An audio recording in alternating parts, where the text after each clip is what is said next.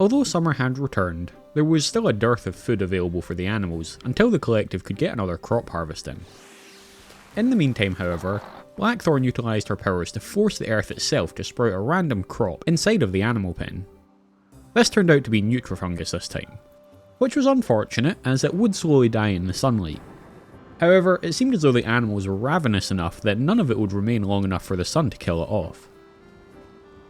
Thankfully, with Jayla's powers of persuasion, she was soon able to convince Coalpillar to once again join the collective's ranks, despite his earlier breakdown. It was soon the birthday of Jayla and Guthr's child, and they took the opportunity to bless him with a true name, Eskie. With their quest for a trading ship pushing the collective further down the path of progress, they decided it was time to liberate more of the iron ore from the peninsula, a decidedly easier task now that they had a contingent of dwarves amongst their number. With the ground warming up, the agricultural crew were wasting no time in planting a new crop, including the newly expanded hayfield and their first field of cotton, which would be badly needed for sails and rigging on the boat. After finishing up her research into ships for the time being, Jayla agreed to work with the dwarves to better understand how they could set up a mine on the peninsula, allowing them to more readily collect coal to keep themselves warm, as well as iron to build with and silver to trade with. The elves had always viewed the mountain in the centre of the peninsula as a simple geographical reality that they'd have to plan around when it came to designing the new town. However, the new dwarven contingent in the collective have never viewed a mountain as an obstacle, instead seeing great opportunity in them. As they were mining out the iron ore Guthor had wanted, the dwarves also put together a proposal to hollow out a large section of the mountain and create something of a dwarven quarter within Ysera's perch. This would allow the dwarves to live under the mountain, as is in line with their culture, but knowing that building this area for themselves would take them away from other projects, they promised Guthor that they would also create mines to supply the town with resources, as well as workshops where they could put their crafting expertise to use, designing beautiful things for the collective to sell. Given his insistence on making the collective a place for all the old races, he wouldn't have told them no regardless, but with the added bonus of the extra production, Guthor was only too happy to agree. His only request was that the bulk of the work wait until winter. The summers were so short on the peninsula that he wanted the whole collective to work to take full advantage of them while they lasted. The dwarves were happy to agree to this, but they did begin to work on a small proof of concept mine to show Guthor that they were able to supply coal, saving the collective's wood resources for their ship and other building projects. Speaking of their wood issues, the second thicket was thankfully ready for harvest, giving Blackthorn a brief reprieve from channeling all of her mana into constant tree growth. Of course, the earth giveth and the earth taketh away, and shortly after the harvest is brought in, a group of insects begin to burrow up from underneath the prison. The collective struggled to get into position quick enough to handle the incursion, but thankfully Sammy, Etis and Magnala, after a magic-infused leap, managed to take up positions at the entrance to the prison, allowing them to tank the insects whilst the others get over there and begin raining arrows upon them.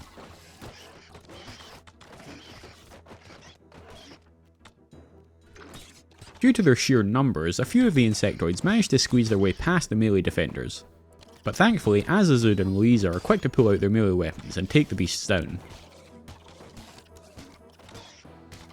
After tanking almost all of the insects, Magnala eventually goes down in a flurry of claws and blood, but she's done a magnificent job as usual, and the rest of the group are easily able to clean up the remaining insects.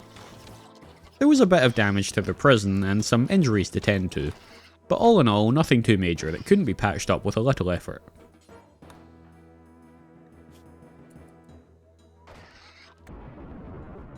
It's unclear what caused it, although later investigation by Jayla would suggest that a bolt of lightning from the recent storm had been the culprit. But whatever the case, the large iron golem, which had lain dormant on the peninsula for a few years now, had suddenly awoken. The group became alerted to this fact as they heard Prentice's screams for help. After the creature had swiftly beaten Prentice, it decided to return to the meteor it had arrived on. But the collective couldn't well have a murderous beast laying claim to a whole segment of their town. After dragging Prentice to the hospital for treatment, a contingent of the collective grabbed their bows and headed over to deal with the beast. They had expected a tough fight, especially as they were attempting to use bows and arrows to take down a beast made almost entirely of iron. But, to their surprise, the golem seemed hesitant to leave the vicinity of its meteor, allowing them to retreat after launching a number of arrows, and then re-engage once again after the golem had tried to flee. Although it took a bit of time, with this strategy they were eventually able to take the creature down without further injury to themselves. They couldn't help but feel a little sad at having to end the creature in this way, but had it simply kept to itself, they would have let it be. It was the golem that had decided to attack them after all. The attack seemed to have sent Prentice into labour, and, in typical fashion, she dumped the cursed child she was caring for on the floor to rush to the hospital to give birth to the fourth crab child.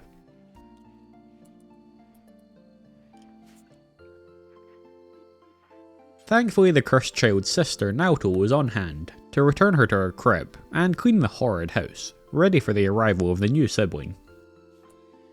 That evening, Jayla and the dwarves put their knowledge to the test and threw together a prototype mineshaft, allowing the collective to become more self-sustaining than ever before.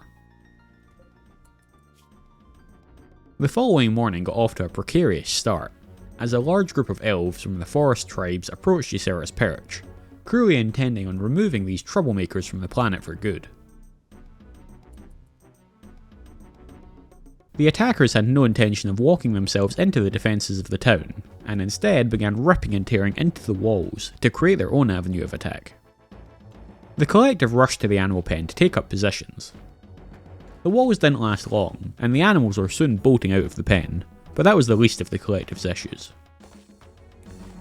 Etis and Magnala rushed in to try and fill the gap, looking to minimise the advantage of the attackers' numbers, with Sammy joining soon after.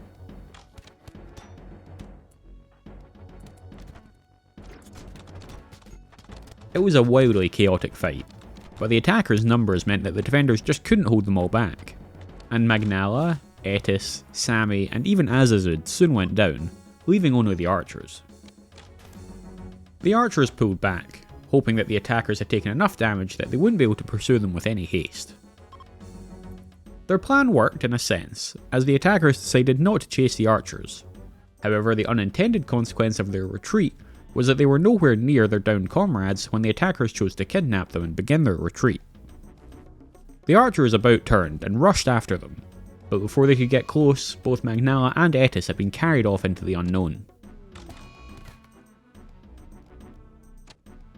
The archers were able to bring low the raider carrying Azazud, a minor victory amongst the disaster, but unfortunately this cost them Sammy, as he was also dragged away out of the range of the archers. Seething with anger at their kinsmen for this treachery, the archers moved to a position to allow them to continue to rain death on the unfortunate few who had not managed to escape with the others, taking out their rage on the fleeing enemies.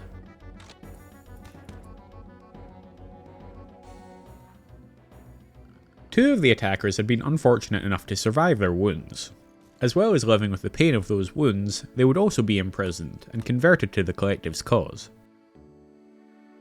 Eager to staunch the bleeding, Coalpillar quickly repaired the wall, allowing the others to drag the animals back to the pen, returning the town to some semblance of normalcy, despite their missing comrades. Unwilling to let their people fall into the hands of the cowardly forest elves, Guthor decided to take advantage of some of the diplomatic relations they'd managed to strike up, and put out bounties for the return of their comrades. Through their trade efforts over the years, they'd amassed about 6,000 silver, which would serve them now, as they placed a 2,000 silver bounty on each of their kidnapped comrades for their safe return. It may take some time, but the collective weren't about to abandon their own people. The mood around the town was sombre following the attack, but the group decided to use it as a motivator to drive them onwards towards their goals. The dwarves suggested they begin using the prototype mine to begin looking for silver as well as coal. They were going to need it to replenish their coffers after they paid for the bounties upon their comrades. With all of the fields planted, the dwarves were given the go-ahead to start preliminary work on the Dwarven Quarter. This preliminary work included creating a new bridge in the centre of town, creating a crossroads at the central pond. They also began shaving off the side of the mountain, allowing for a clear path for people to access this new area. The dwarves proceeded with their usual enthusiasm, completing the bridge the very next day. Despite most of the group struggling to contain their poor mental state, Louisa seemed to be living in his own little world, and was so happy that he felt convinced of his ability to recruit one of the prisoners. Happy to let him have a go, Jayla delegated the responsibilities of prison warden to him for a day. And, much to her mix of disappointment and happiness, he was able to immediately recruit a new elf, Cast Valley, to their ranks. The next day, with the side of the mountain carved out, the dwarves began to plan out the next section of their quarter. It was important to them that the quarter be part of the town, and not separate to it, in order to ensure that the dwarves always felt part of the collective and not separate to it. To achieve this, they wanted the quarter to also be an easy path between sections of the town. To this end, it would feature a walkway to let people access the north and the northwestern sections of the peninsula from the centre, areas which currently saw very little traffic due to their difficult to reach nature. Eager to get back to living under the ground, they got to work on the passage to the north immediately, and once it was finished, they began planning out the first of the two homes for the new area. Whatever could be said about humans, no one can deny that money is a strong motivator for them, so it was no surprise that it was the southern houses who were the first to deliver upon the collective's bounties, arriving at the peninsula to demand their 2,000 silver in exchange for a badly beaten Sammy. The collective agreed to the exchange, and they had Sammy propped up in the hospital in no time. The bounty hunters had severely beaten his legs and sedated him in order to get him back here, which Gunther took a moment of pride in. Despite being kidnapped, Sammy had clearly had no intention of letting a group of humans take him without a fight. Gunther used some of his magics to speed up Sammy's healing, eager to get him back to health as soon as possible now that he was safely back home. Speaking of the Crab Children, the third of their number, the Cursed Child, was soon running around the colony of her own accord.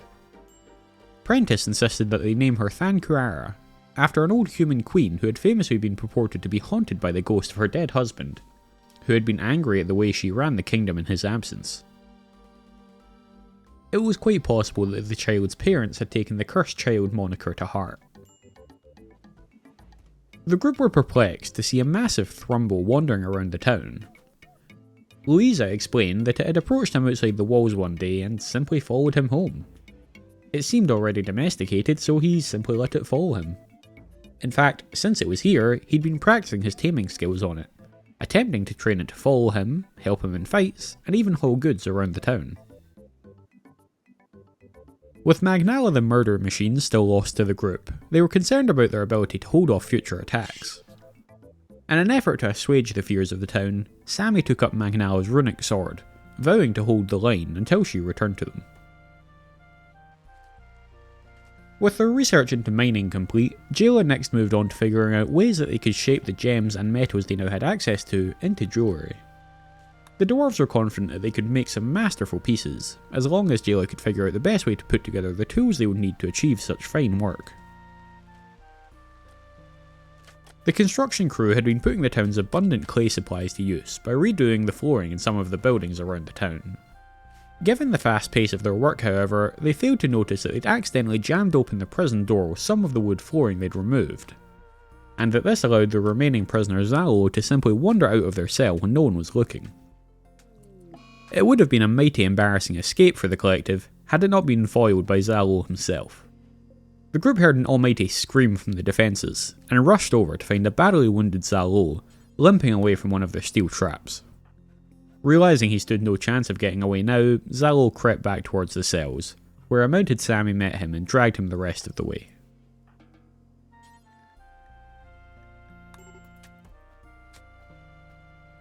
With the rest of the newly expanded hayfield becoming ready to harvest, the group had successfully taken in their whole harvest for the year, refilling their stockpiles for the coming winter. As the construction crew were laying down some paving around the town's training area, the island tribes got in touch to say they'd brought one of the lost construction crew members home. Paying their fee, the island tribes dumped Etis outside of the walls of the town, and the town welcomed him back with celebration. With the importance of their limited growing window, the agricultural crew had decided that they would plough every inch of every field they had during the winter, keeping them busy during the colder months but also ensuring that everything they planted was ready to harvest long before the temperatures dropped the following year.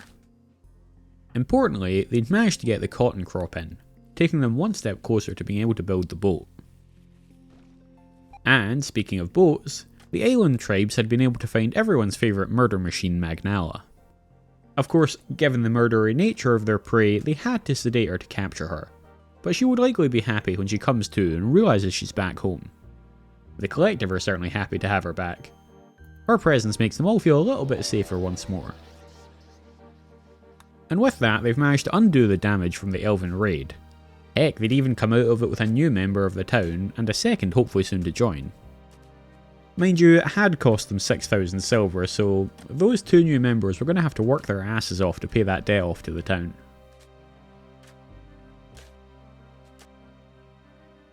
With winter setting in, one half of the group headed out on a raiding party, aiming to attack a lumber processing camp set up by humans right next to Tuar, cruelly attempting to steal Tuar's wood for themselves. Arriving at the logging camp with the archers mounted on horses, along with Louisa mounted upon his new Thrumbo friend, the group began tearing into the humans camped there. Cast Valley had been brought along to prove himself, but at this point it might be Coalpillar who has more to prove, as he breaks down once more, making him useless in the fight.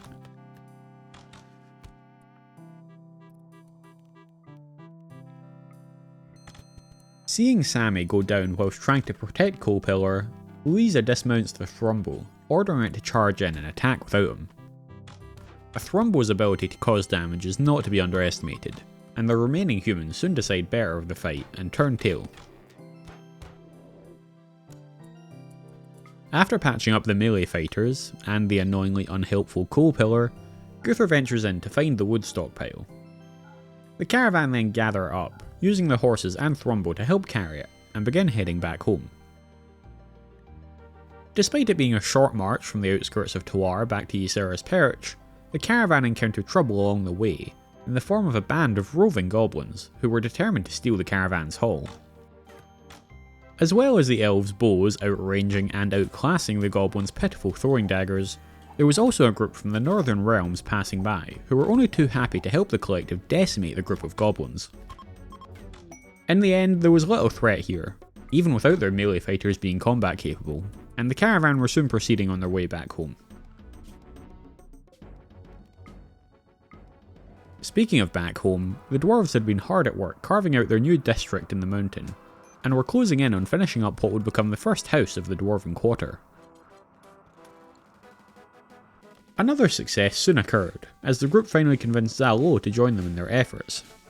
It was reassuring to see that regular beatings still got the job done in that regard. As the most stalwart of the dwarves, never having broken down and always having been ready to put his body on the line for the collective, Azazud was given the first house of the Dwarven district. Experiencing the joy of a night sleeping under the mountain, Azazud awoke with a renewed enthusiasm to extend this joy to his dwarven kin, and they immediately got to work on carving out the second home.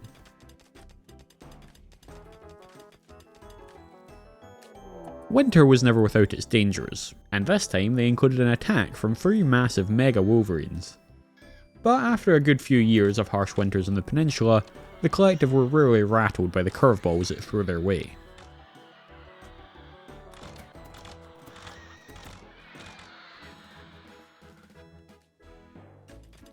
With the whole construction crew working closely together, it was only a few more days before the second house was fully carved out, ready for the flooring to be placed and the walls to be smoothed. With the Dwarven Quarter beginning to take shape, it helped Azazud realise his plans for the area, as he began to see how all of the homes and workshops would fit in around each other, and how the footpath would allow for easier access to the northwest of the peninsula. Away from the Dwarven district's rapid expansion, Guthor had had the construction crew build him a spinning wheel in his house, and he'd begun refining their cotton and their wool into fabrics that could be used to build the components they would need for the ship. Given Coalpillar's constant breakdowns, Azazud was inclined to offer the second home under the mountain to Etis. Etis had, after all, been kidnapped by elves trying to defend the town. He was a bona fide hero. Coalpillar, for his part, was aware of the town's attitudes towards him, and was doing his best to remedy this by working hard at the smelter day and night to try and refine all of the iron they'd liberated from the surrounding area. The prototype mine was technically a success, but even though they'd added a nearby crane to speed up the process, the freezing temperatures of the mine still made the process very slow. After initially considering enclosing the current mine shaft so that they could heat it, Azazud decided against it, not wishing to place walls and doors in the walkway through the new district. Instead, he planned out how to expand one of the planned workshops in the Dwarven Quarter so that they would be able to fit 2 separate mine shafts with 2 cranes and a heat source, allowing them to work optimally. With the attack they sent having been decimated and all of the people they kidnapped subsequently being rescued, the remaining forest elves must have realised they had no power to stop the collective at this point, and instead had decided to try and make peace, requesting talks just outside the border of the forest that the collective called home. Despite his disgust for the inaction of his kinsmen over the previous decades, Guthor nonetheless had hoped that the collective would give all of the old races a chance to thrive in this new world, so he would ideally like to make peace with the other old race factions. To this end, he decided to accept their invitation, and he rallied the peace talks team of himself, Jayla, and Azazud once more. Despite his attempts to better himself, Coalpillar was still pissing people off around the town, with his most recent bout of insults aimed at Louisa. Insults were bad enough at the best of times, but to insult him while he was praying to the gods? It was a poor decision on Coalpillar's part, as Louisa made him aware when he rounded on him and beat the ever-loving shit out of him. The win was actually twofold for Louisa.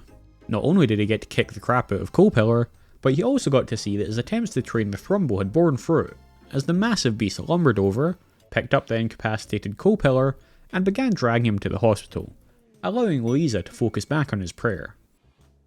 At the peace talks, things sadly didn't go too well. The two groups were unable to find common ground upon which to build a peace. Disappointed, but not assuaged from his goals, Guthor and the crew began their return home. Zalo had no particular specialty when it came to skills to be used around the town, so he got relegated to cleaning, with Guthor making him a broom especially for the task. The truth was, the town was in a rather poor state, and having someone dedicated to keeping the place clean would actually probably do wonders for everybody's state of mind. It had been a while since the guild merchant had visited the peninsula, so long in fact that Jayla had begun to wonder if they hadn't been warned away by some third party. Thankfully this clearly wasn't the case, as one of the guild's bulk goods merchants soon set down upon the sands of the peninsula, eager to trade. He wasn't the only one who was eager, however, as Jayla noticed a small pile of mithril amongst his wares. She knew that they needed this to be able to build the boat, and rushed to find the funds to be able to purchase enough. With 10 bars of mithril acquired, they'd finally be able to get the boat sailing. Back over in the Dwarven Quarter, they'd made marvellous progress, and are ready to move their mining operations into the new workshop. With the addition of a large limestone hearth to bring some heat into the room, they'd soon be spitting out coal faster than they could burn it. With the coal from the mines, the wood that Blackthorn was now bringing in should be able to be dedicated entirely to the construction of the ship, much to Guthor's giddy excitement. With the mining workshop complete, Azazud was beginning to swell with pride at their new Dwarven district. As well as digging Coalpillar a new house, he was also determined for them to open the path to the northwest too, to ensure that the rest of the group could start expanding the town to the northwest, making the Dwarven district the key passageway from there to the centre of town. With all of them working together, they had both projects done in no time, opening up the whole peninsula and securing the dwarves a place in this new world that the collective were building.